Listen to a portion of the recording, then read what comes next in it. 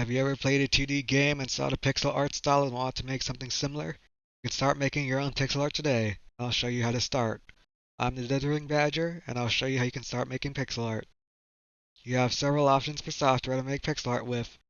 Some free options like Pixel, GIMP, or MS Paint, and some paid options like Sprite or Photoshop.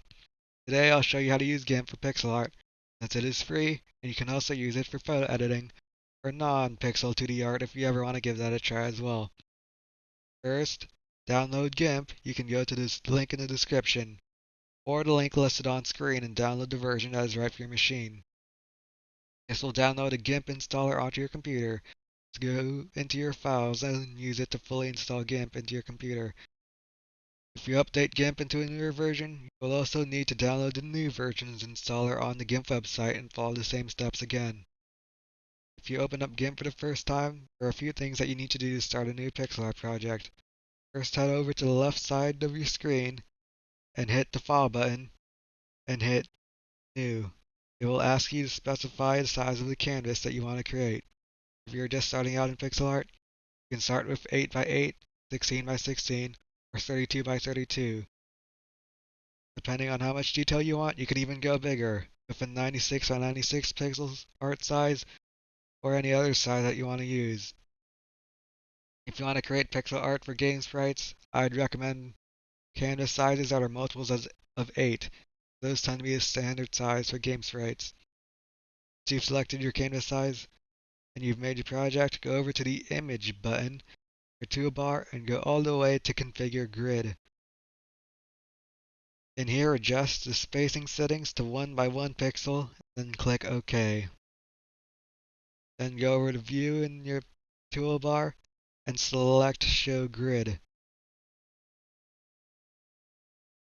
Once you zoom in, you can now see the grid that you can use to fill in with pixel art.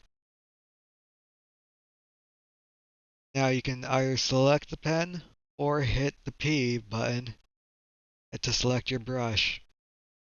Now you can lower the size to 1. You can start painting. You get 2 displayed colors.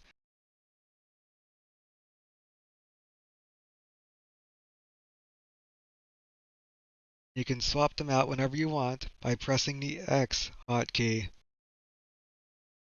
can press the Shift E buttons at the same time to select the eraser. You can erase any marks that you've made.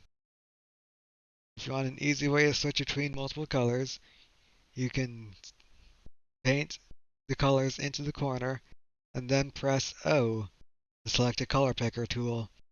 And this will store the color that you click on into your active selection. There are other ways to store colors, but this is the simplest way to do so for individual projects.